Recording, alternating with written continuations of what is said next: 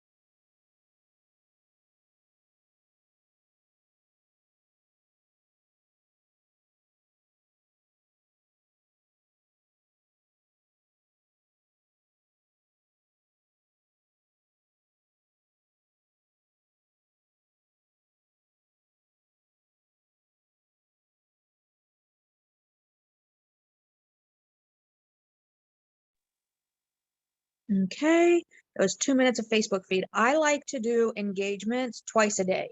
I like to do them in the morning, and then I like to do them again in the evening, like when I'm cooking supper or something, and everything's on the stove or in the oven. I will sit down and I will scroll through and maybe talk to people that I didn't talk to this morning, because maybe they were at work all day or something like that. So I will run through this and take a little bit more time.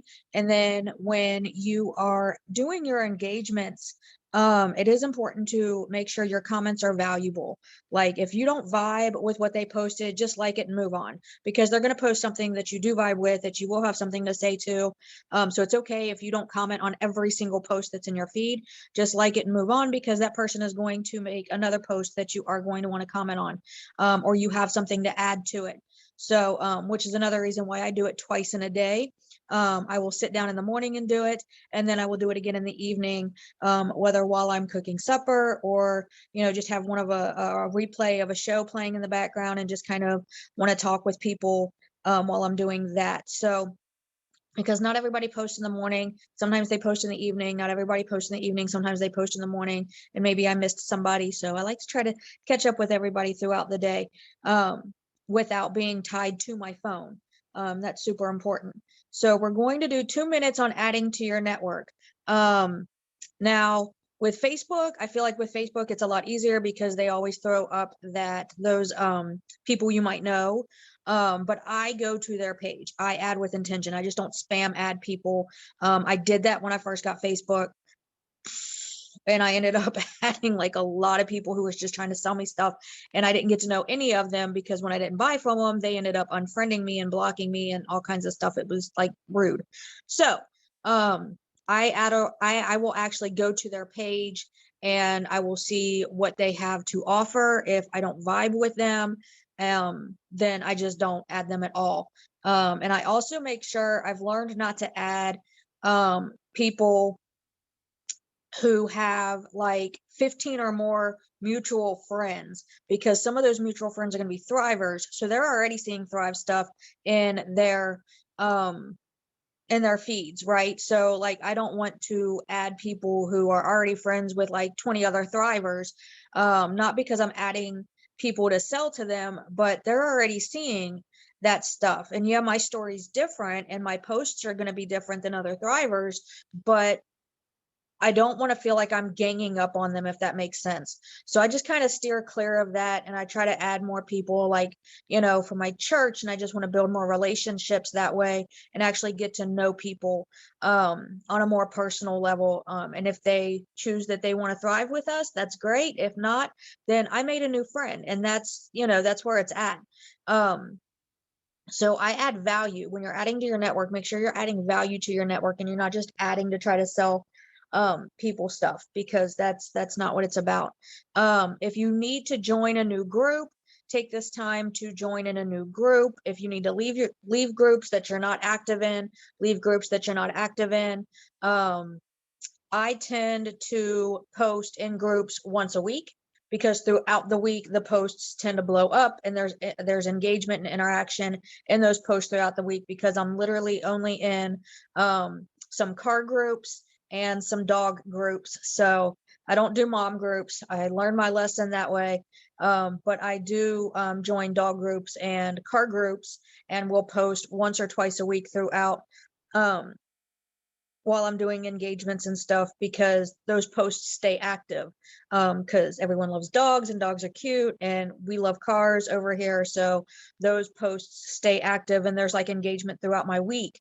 And that, so I've learned to only post in my groups once or twice a week, because I know that those posts are going to be active throughout the week. So I don't need to post in groups every single day. But I do go in there and check in, and I will engage in other people's posts. But I personally only post in my groups like once or twice a week.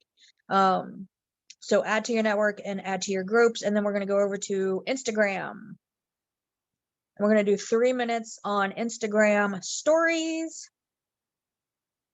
And I'm going to stop the video and mute myself, because I do 3 minutes on stories, because stories are videos. So we're going to go do that.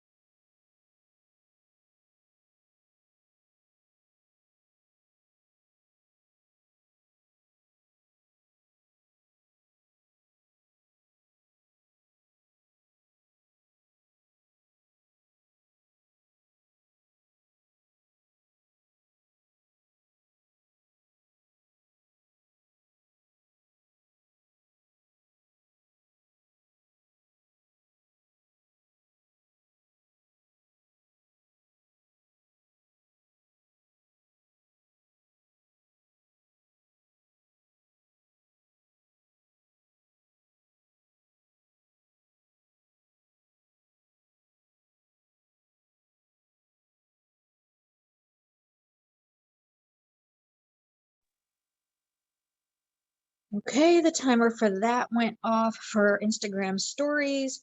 Now, because of every reels being so popular and everyone's posting reels, when I'm setting a timer to do my engagements and I'm going through my Instagram feed, I skip past the reels and the videos and will only engage on the posts, because I actually go to reels and do 3 minutes of engagements on reels as well. Plus, like I said before, I do this again in the evening in case I missed anybody who didn't post, or who didn't post in the morning, and I'll go do it in the evening. That way I try to keep up with as many people as possible. Another thing you can do for Instagram feed, if you don't want to go to your feed or you've already done your feed, you can go into your followers and you can go into least active, or least interacted with, I think is what it's called, is least interacted with. And you can scroll through the least interacted with, and this is a good way to clean out your network as well. If you have people who have not posted since last November or before that, you can unfollow them. I think I'm only following a handful of them, but they go to my church, so I like see them all the time. So I know that like they're active, but they're not active, if that makes sense. So like if you know them personally, that's one thing. But if they just have not posted since like last November or before that, yeah, I would unfollow them. So that's a good way to clean out your network, as well as going into your who you're following, and then least interacted with, and then just go through there if you don't want to go through your feed. And we're going to take 2 minutes to do that right now.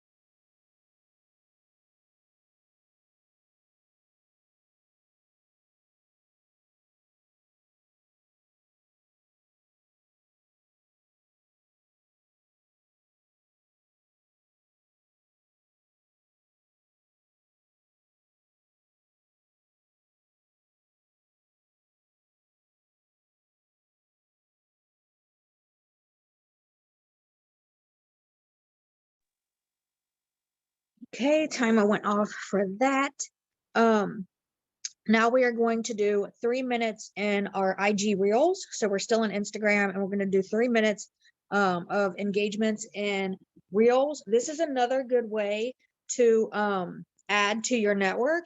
If you want to add to your network via reels, like if you find them entertaining, if you find them funny, if you like their vibe that they have. Sometimes I'll go to their page before I just follow them, because like, again, I don't like to spam follow people, because they end up posting something that I don't like. So just because I like one reel doesn't mean I'm gonna like everything that they post.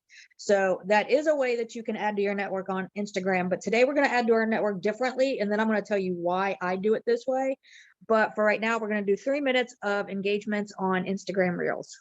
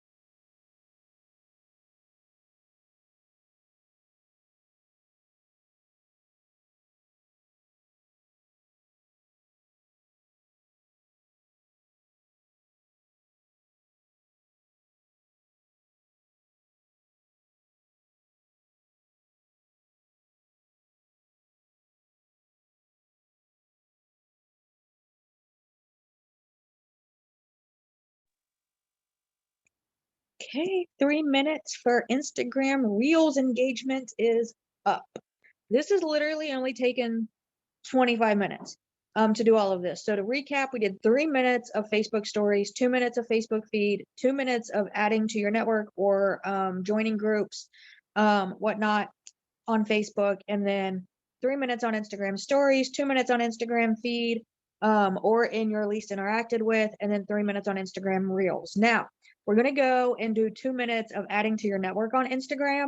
And I do it this way at least once a week because you can hashtag stuff that you're interested in, like hashtag fitness, and then follow a bunch of fitness people, which I've done that too. You can hashtag cooking recipes, anything like that, right? And you can follow them. I hashtag my neighborhood, and that is extremely been helpful for me personally because I actually have 3 people locally. One has enrolled with me and she is a customer and she is now a thriver. Another one, um, complicated story, but the person that she was enrolled with ended up canceling her account and she found me on Facebook, right? So, literally super important to add people who are local to where you are at. Because I have another girl who gets samples all of the time and she comes to my house and picks them up. So it's so super important to add locally, um, because you get to know the people in your neighborhood, you get to know the people that are around you, and you can actually host events and have thrivers who are customers and like go to a restaurant and host this, I forget what they call it, but just host an event and have like thrivers who are customers, and then like kind of be like that promoter who is just giving them the information that they could want or they could need, and maybe they want to promote and they don't know, and how hosting this event for people who even aren't thrivers, and they can become customers, or maybe the customers can become promoters. So it's so super important to add to your network locally, because you also get to know the businesses that are around you too. Like my husband and I was downtown Milford, and we actually found a jewelry store where we are going to get our forever matching wedding band sets. So hashtag your neighborhood. Now for me, I can hashtag Milford, Ohio, or I can hashtag Cincinnati, Ohio. And those are like, Cincinnati is like a bigger, wider range for me to add to my network on Instagram. And then Milford, Ohio is kind of a smaller city within Cincinnati. So if I just wanted to add like out of my backyard, I could do Milford, Ohio. But if I wanted to like get a wider range, I would go through Cincinnati, Ohio. And that's actually how I found my hair girl who colors my hair, right? So that's absolutely incredible that way. But we're going to take 2 minutes and we are going to add to our network on Instagram from our neighborhoods.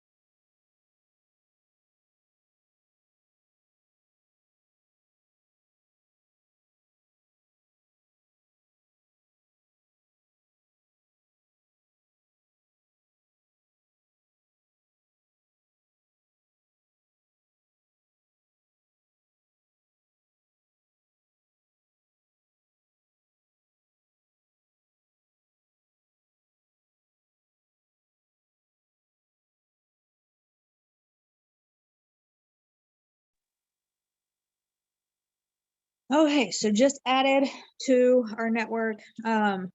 It's always good to follow between 5 or 10 people when you add to your network, because you want to add to your network at least every day, at least once every day, and add 5 to 10 people. Follow 5 to 10 people, whatever the social media platform is. I don't have TikTok. I've tried TikTok 3 times. I've downloaded it 3 times. I just do not vibe with it. I don't like the atmosphere. It feels icky to me over there, so I don't do TikTok.